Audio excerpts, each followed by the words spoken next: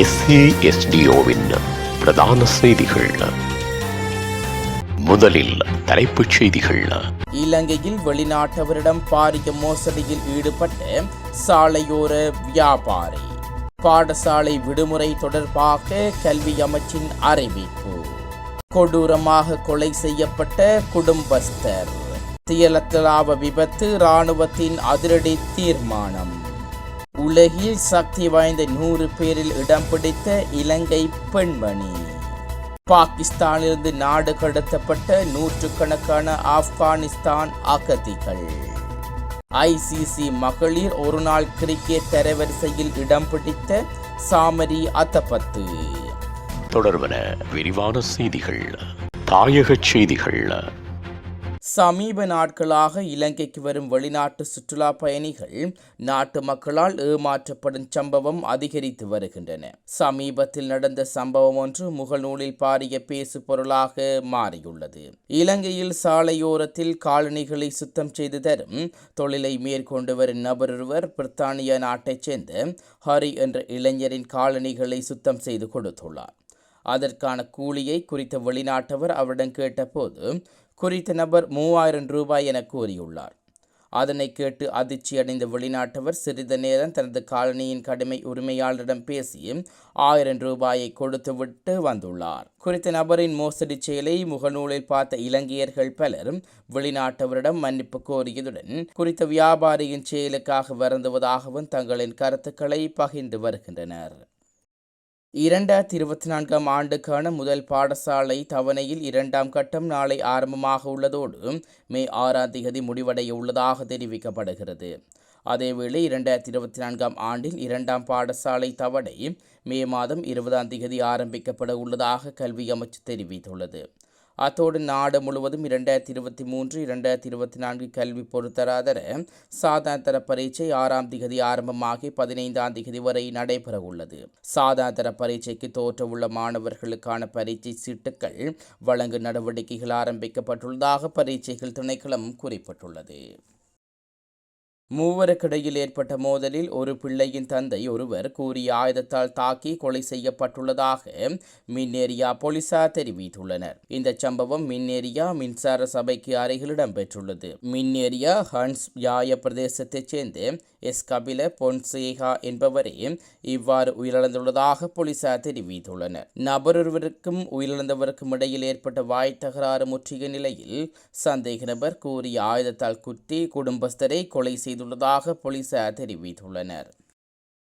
தியலத்தலாவ box hill car பந்தயத்தின் போது ஏற்பட்ட விபத்து தொடர்பில் விசாரணை நடத்த 7 பேர் கொண்ட குழு ஒன்றை நியமிக்க இலங்கை இராணுவம் தீர்மானித்துள்ளது. மேஜர் ஜெனரல் ஒருவரின் தலைமையில் இந்த குழு நியமிக்கப்பட உள்ளதாக மேஜர் ஜெனரல் ரசிககுமார தெரிவித்துள்ளார். விபத்து தொடர்பாக தற்போதுள்ள காணொளிகள் மற்றும் புகைப்படங்களை பயன்படுத்தி இந்த விசாரணைகள் மேற்கொள்ளப்பட உள்ளன. கடந்த ஞாயிற்றுக்கிழமை பிற்பகல் தியலத்தலாவ போக்ஸ் ஹில் கார் பந்தயத்தின் போது இடம்பெற்ற விபத்தில் 7 பேர் உயிரிழந்துள்ளார்கள். விபத்தில் 21 பேர் காயமடைந்ததுடன் அவர்களில் 15 பேர் தியலத்தலாவ ஆரம்ப வைத்தியசாலையிலும் 3 பதுளை போதனா வைத்தியசாலையிலும் சிகிச்சை பெற்று வருகின்றனர். பாதுகாப்பு மண்மேட்டின் மீது நின்று போட்டியை பார்வையாளர்கள் பார்த்து கொண்டிருந்த போது கார் ஒன்று தடம் புரண்டதில் விபத்து ஏற்பட்டுள்ளதாக இராணுவம் தெரிவித்துள்ளது. எவ்வாறாயினும் இந்த விபத்து தொடர்பில் 2 பந்தய கார் சாரதிகள் நேற்று கைது செய்யப்பட்டதுடன் அவர்களை ஏப்ரல் 30 வரை விளக்கமறியலில் வைக்க பண்டாரவளை நீதிவான் நீதிமன்றம் உத்தரவிட்டுள்ளது. உலக புகழ்பெற்ற டைம்ஸ் சஞ்சிகையில் இந்த வருடத்துக்கான சமூகத்தில் செல்வாக்கு செலுத்தக்கூடிய 100 செல்வாக்குமிக்க நபர்களில் இலங்கை பெண்மணி திருமதி ரொசானா பிளம்மர் கால்டெராவும் இடம் பிடித்துள்ளார். 2 தசாப்தங்களுக்கு மேலாக இலங்கையில் ஓரின சேர்க்கையாளர்களுக்காக குரல் கொடுத்து வரும் பெண்மணி திருமதி கால்டெரா என்றும் அவரது குரல் உலக அளவில் ஓரின சேர்க்கையாளர்களுக்கு வெற்றியை ஈட்டியுள்ளதாகவும் தி டைம்ஸ் இதழ் தெரிவித்துள்ளது. ஓரின சேர்க்கை பெண்கள் நெருங்கிய உறவில் ஈடுபடுவது மனித உரிமை மீறலாகும். அமெரிக்க கல்வியலாளர்கள் அரசியல்வாதிகள் மற்றும் பத்திரிகையாளர்களிடையே நடந்த உரையாடல்களின் விளைவாக டைம்ஸ் இதழ் 1999 ஆண்டு முதல் முறையாக டைம்ஸ் 100 என்ற பெயரில் ஆண்டில் 100 சக்தி வாய்ந்த நபர்களை வெளியிட்டுள்ளது. இதன் பின்னர் வருடாந்தம் டைம்ஸ் இதழ் உலகில் சக்தி வாய்ந்த நபர்களில் 100 பேரில் பெயர்களை வெளியிட்டு வருகின்றமை குறிப்பிடத்தக்கது. உலகச் செய்திகள்.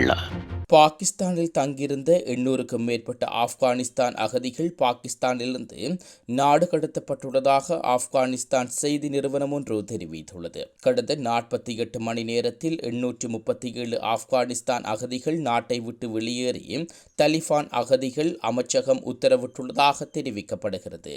அதன்படி 468 பேர் டோஹாம் எல்லை வழியாக ஆப்கானிஸ்தானுக்கு நுழைந்துள்ளதாகவும் மேலும் 369 அகதிகள் ஸ்பின் எல்லை வழியாக ஆப்கானிஸ்தானுக்குள் நுழைந்ததாக தெரிவிக்கப்படுகிறது. ஆப்கானிஸ்தானைச் சேர்ந்தவர்கள் பாகிஸ்தானில் தீவிரவாத செயல்களில் ஈடுபட்டு வருவதாக அந்நாட்டு புலனாய்வு அமைப்புகள் அளித்த தகவலின் அடிப்படையில் ஆப்கானிஸ்தான் அகதிகள் நாடு கடத்தப்பட்டு வருவதாக கூறப்படுகிறது.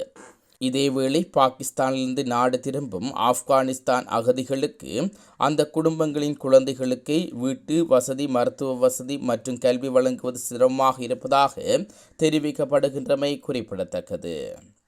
விளையாட்டுச் செய்திகள்.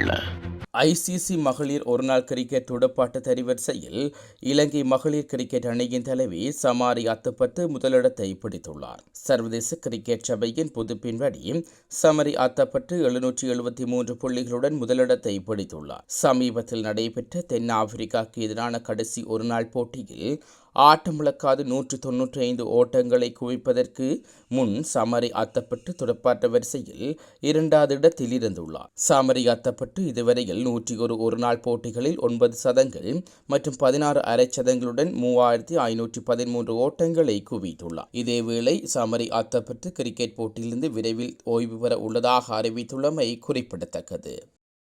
மீண்டும் தலைப்புச் செய்திகள். இலங்கையில் வெளிநாட்டவரிடம் பாரிய மோசடியில் ஈடுபட்ட சாலையோர வியாபாரி. பாடசாலை விடுமுறை தொடர்பாக கல்வி அமைச்சின் அறிவிப்பு.